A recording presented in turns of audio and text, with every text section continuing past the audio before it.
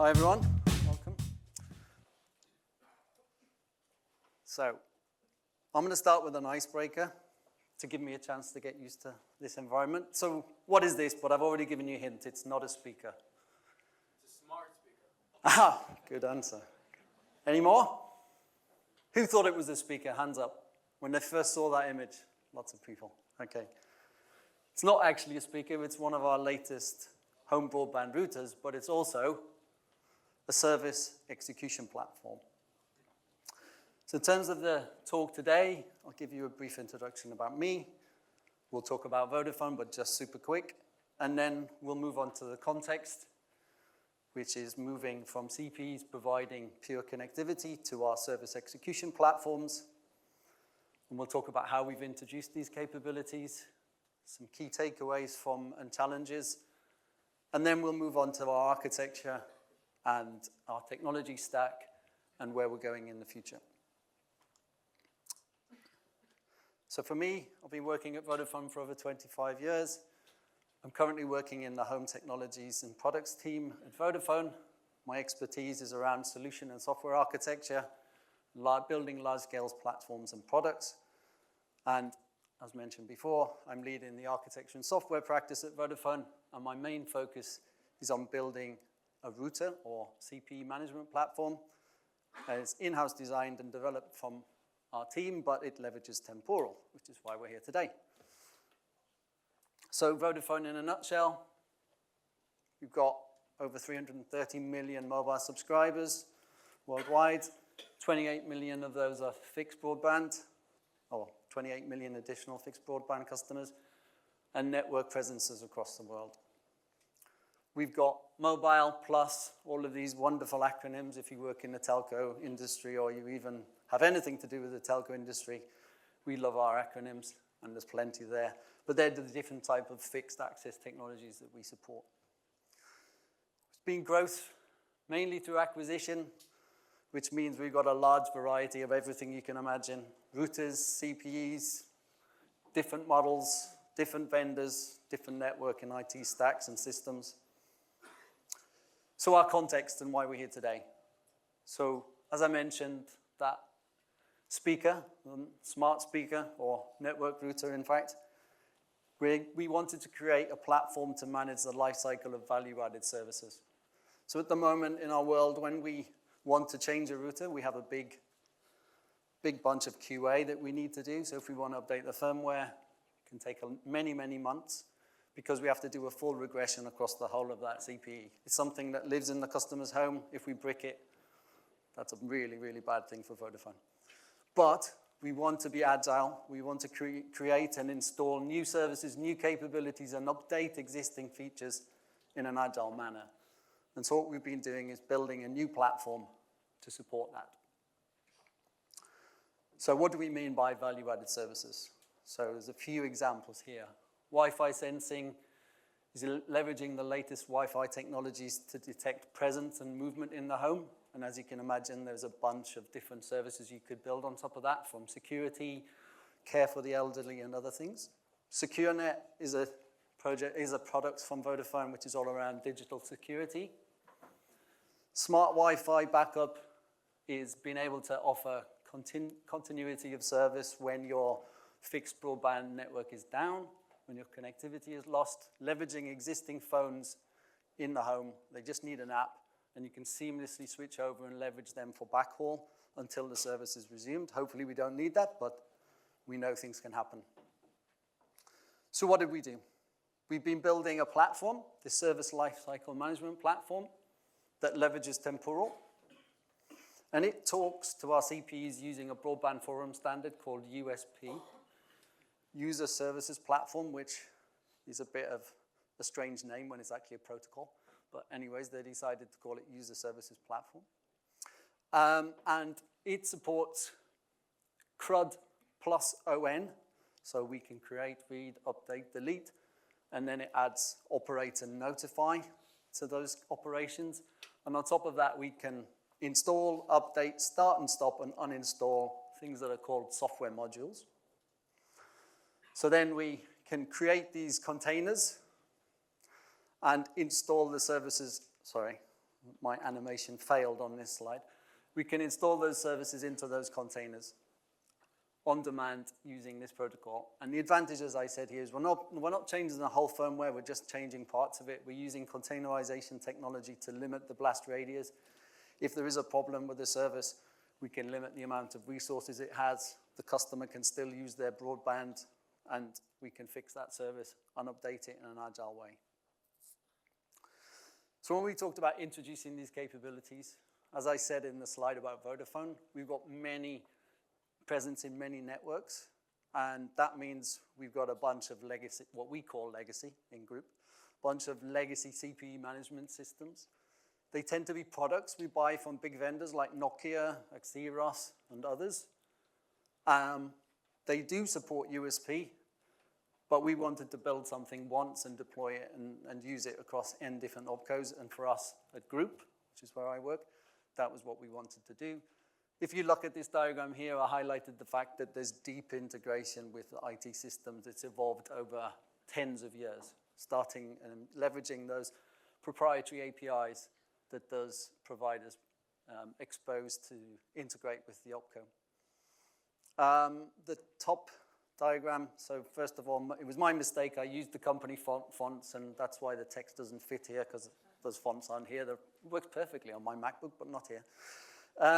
So yeah, the top is really about firmware management and connectivity. That's what those systems were designed for. And what we were building is a new platform focusing on our new use cases, which is enabling a home broadband app and this services lifecycle management. And this new platform here is leveraging Temporal. It's also talking this USP standard, as I said, and it's enabling us to do a wide range of things, including offering a home broadband app, which we believe is giving a really good customer experience to allow the customers to manage core features in their router, but also expose these new service capabilities to the user. To do that, we did need to integrate with the opcos, but we're using some TM Forum APIs so that instead of those proprietary opco-specific stuff, we try and use some at least standard APIs. I don't know if has anyone got any experience of TM Forum APIs? Do you like them? Yeah, they're interesting. They're kind of like a Swiss Army knife, but the question is how to use them and also what flavor. Just because you're TMFX compliant doesn't mean everyone has implemented it in the same way. But that's an internal challenge that I think anyone who uses TM Forum has to have to accept and come to terms with. So then, some of the other challenges we face. So one thing you'd have noticed is that we've got two brains in our system. We've got our Group, all singing, all dancing, temporally driven platform, and we've got the opco system. And they're very loosely coupled. In fact, there's a minimal integration possible. That's one of the things when we build a platform at Group is we don't want deep integration with the opco because it takes time. They're all different, as I said. So what we can find here is that we can be starting to install a service when the opco system decides that it's going to do a firmware upgrade, and that CPE goes offline for several minutes or tens of minutes even.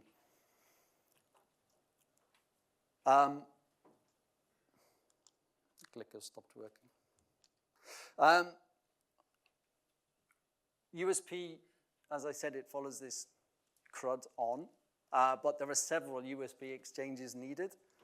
There are various different message types, and we need to orchestrate those. The installation of a service requires around about 15 different USB exchanges, some of which are asynchronous. So those asynchronous commands are what we call an operate. So we send an operate, we immediately get a response, and then after the CPE is finished doing something, we get a notify to say that it's finished and it's all good. And the standard actually says it can take 24 hours for that to happen, believe it or not. It doesn't actually take 24 hours, but the standard says it can, so we have to be able to cope with the standard, even though it normally takes a few minutes or even seconds. So our key conclusion for our platform was that it must be architected to tolerate failures. to manage retries, to support the asynchronous command paradigm of USP, all in an efficient manner, targeting massive scale. We wanted to build a platform in Group once that could serve our 28 million customers in the extreme. And this is where Temporal came in. So we did our space scan, very much like the story you heard in the keynote there. Temporal was the one that we were confident was going to meet all of our needs. And after a few spikes, some proof of concepts, we were happy with that, so we moved forward. How does Temporal help us here? I think everyone probably, hopefully knows the story here. Durable execution of business logic with almost no code. So to Maxime's point, our developers can focus on features, delivering features and delivering features to our customers and not writing code to cope with all of the many, many different error scenarios we have to cope with. It had to cope with asynchronous operations, so we're using workflow await and signals to kind of wake the workflow back up after an operation is complete. And another benefit for us was when we were moving to or using EKS, we can also take advantage of spot instances for relatively no cost in terms of code. So spot instances can be claimed with 2 minutes notice, but we don't need to write any code to cope with the fact that an instance gets reclaimed and we need to find where we got to and restart the workflow because Temporal was giving us that for free. So which Temporal features are we using?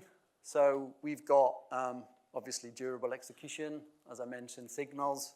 That's my pseudocode, don't look at it too hard. In fact, don't look at it at all. And then schedules, we've got various different use cases for that. And on the point of Nexus here, we're initializing workflows in other namespaces, something we call campaigns. I'll talk about that in a little bit when we look at the architecture, but we're planning to move to Nexus.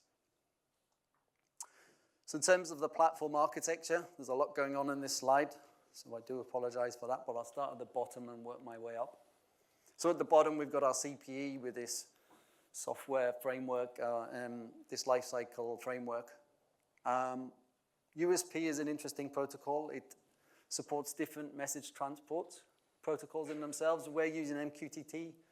You can also use WebSockets and Stomp. I would say that the two most popular for real-world deployments are MQTT and WebSockets. Then USP also has this concept of a multi-controller paradigm. So in the old world, the old ACSs from Nokia, they're a monolith. They do everything. There's a single platform. But USP brought in this concept of a multi-controller paradigm. So you define separate controllers very much like microservice architecture, separate controllers with distinct purposes. And to back that, there's a feature of the standard called role-based access control where you limit the capabilities of that controller.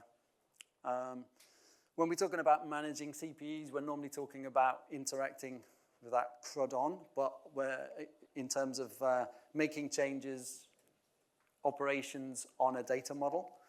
The data model that we use, TR181 as our basis, is another standard from the Broadband Forum. It's got tens of thousands of data model parameters, some of which are multi-instance objects. They get created on demand. So for example, your Wi-Fi SSIDs, if you've got different networks and you split them, then they create new instances. It's a very, very comprehensive data model. You can even also read stats back in terms of the performance of the CPE, the current number of bytes, bits that have been sent, uplink, downlink, everything you can imagine, Wi-Fi signal strength. It's all done through a data model. And the role-based access control is there to limit permissions and capabilities. Coming out of the factory, our CPEs only know about our bootstrap controller.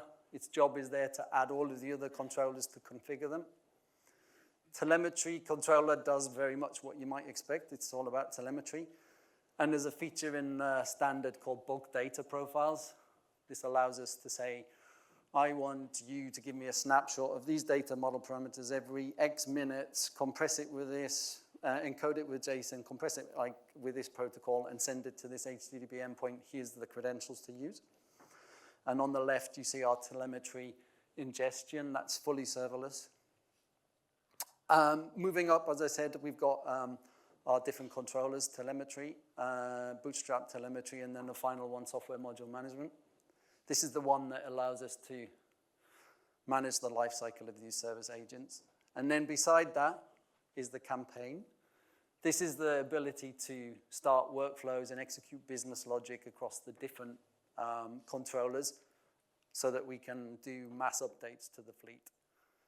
So if we need to update a version of an agent that's installed on our fleet of CPEs, we start a campaign that starts a workflow in the software module management controller to change the given agent across the fleet of CPEs. And we map those to individual temporal namespaces. So we have a namespace per controller, one for Bootstrap, one for telemetry, and one for SMM. And then we added campaign on the side. Even though it's not a controller, we thought it warranted a separate namespace. And as you can see here, we're currently in production, at least, on-prem, open source Temporal. We're taking advantage of AWS Aurora serverless as our Postgres database, but we're in the process of migrating to Temporal Cloud in production. We're in the 11th hour. All of our non-production environments are already in Temporal Cloud, and we're moving there in production soon. In terms of our technology stack, so Temporal, currently self-hosted, moving to Temporal Cloud. And the rest of our technology stack is made up of a bunch of AWS managed services. So Amazon IoT Core, this is where we're getting our MQTT broker from. Our workloads are running in Amazon EKS. And then for the serverless side, for the bulk update, we've got technologies like API Gateway, DynamoDB, Kinesis, S3, Lambda. There's many, many more, but I couldn't fit them on the slide without making them too small. And then our in-house developed microservices, or workers in this case, are all Java-based. So one of the challenges we face, our platform needs to cope with totally different workloads. We've got, when the CPE first starts for the first time or after a factory reset, it sends a notification out to the platform. It's a bit like a hello world, I'm here, do something with me. And that's what we call onboarding. And by its nature, that's driven by customers unboxing their CPE, plugging it in, following the onboarding guide in the app. So that's low single or double-digit concurrency. But when we want to run a campaign, we want to run hundreds of thousands of concurrent operations across the fleet. So those are quite different workloads. And we felt some pain with the current architecture in terms of having to pre-warm Aurora minimum capacity units to make sure that we don't end up with problems with the database and the persistence in Temporal. It's not that anything's failed, it's just we get suboptimal performance. So when we want to run a campaign, we normally set the ACUs to a much, much higher, the minimum ACUs to a much, much higher level than is actually needed. But that then means when we start the campaign, the workflows execute very well and very fast. So the only change in the architecture when we move to Temporal Cloud is to move remove the Temporal server that we're hosting at the moment, take advantage of Temporal Cloud. We add our data converter so we can decode the messages in the web GUI and everywhere else. And we switch on the data converter internally to make sure that all of the payloads that go to Temporal Cloud are encrypted.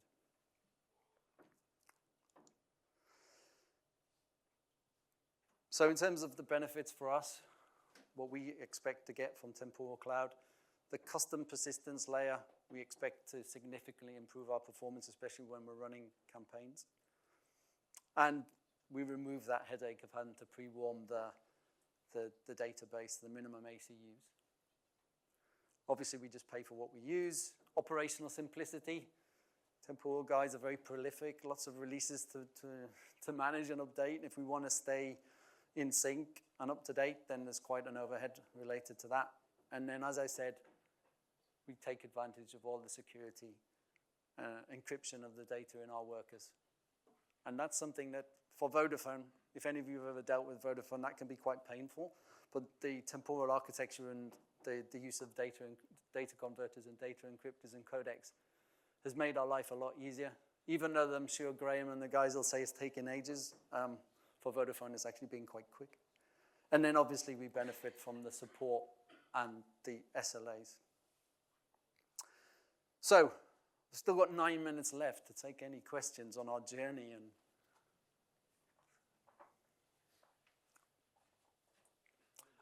one at the back.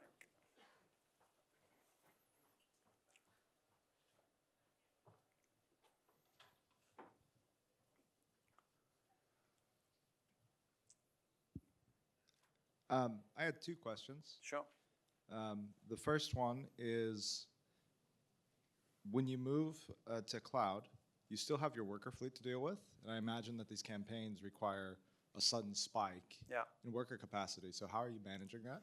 So we're looking at auto-scaling. So there are a few metrics that we can use to auto-scale in EKS, and we'll look to do that. We don't have it at the moment. The campaigns we've run in the past, actually our workers are very efficient.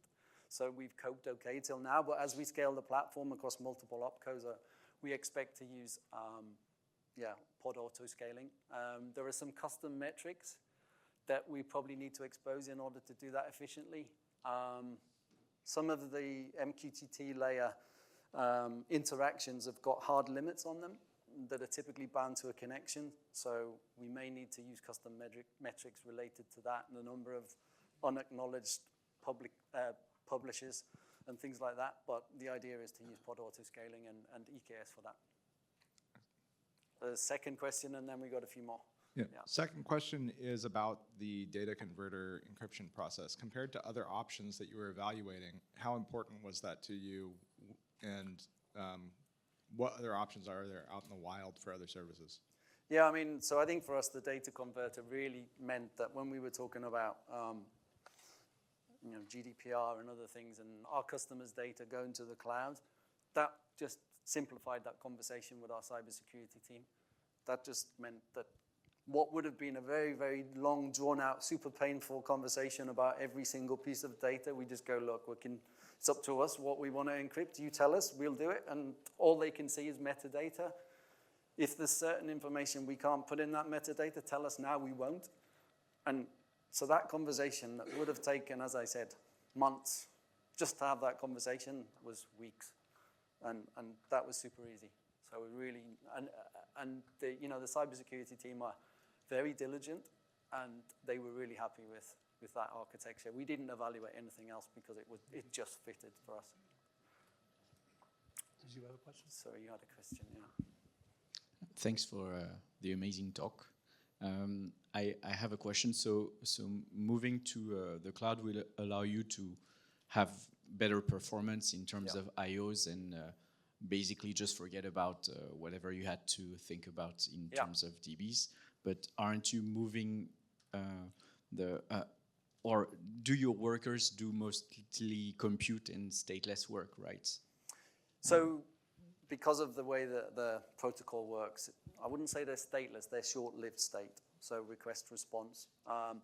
But the workers just run in our EKS cluster like they do today. The bit that we're moving is the temporal server bit, and just taking advantage of the fact that the new persistence layer is going to outperform our Postgres database by orders of magnitude. I'm sure you'll have, or you can read the blog about the test that the temporal team did in terms of the number of actions per second, and it was significantly more than we could ever dream of with Postgres.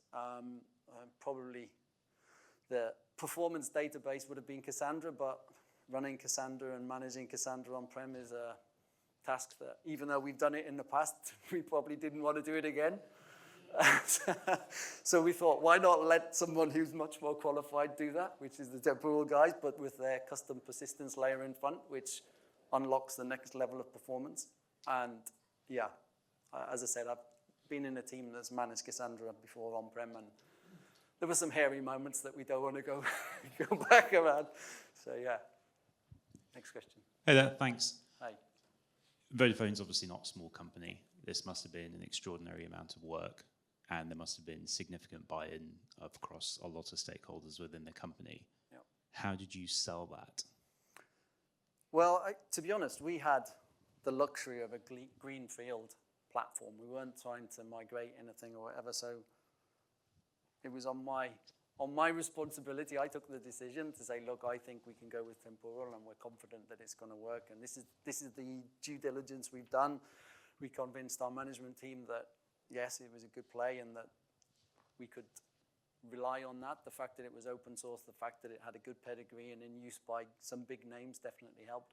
So, yeah, fortunately it was my decision, and the team tells me it was one of the best decisions we ever took. So yeah, I think I benefited from the amazing work that the team of Temporal have done in terms of making that platform really sound, that framework really sound. And yeah, as I said, I was super happy with that, and I wouldn't have made a different decision now to the one we made two plus years ago when we first started. We've probably got time for one or two more questions. I see a hand back here.